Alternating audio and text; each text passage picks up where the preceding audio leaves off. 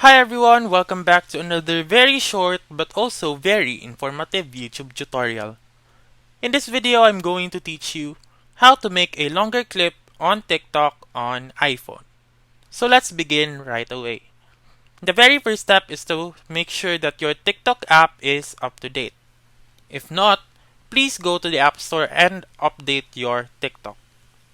Once done, open the TikTok app and then click on the plus button on the bottom mid,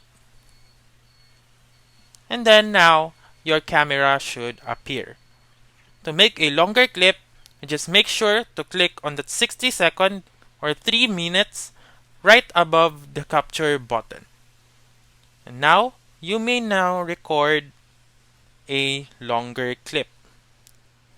Afterwards, you just simply click on the check button, and then here you may add your sounds, effects, text, and etc. Then click next, and then now you may upload your TikTok that has longer clip. So that's all for this video. Let me know in the comments section if this works out for you. For more helpful tutorials like this, please subscribe to our channel and don't forget to click that notification bell. Thank you for watching and have a wonderful day.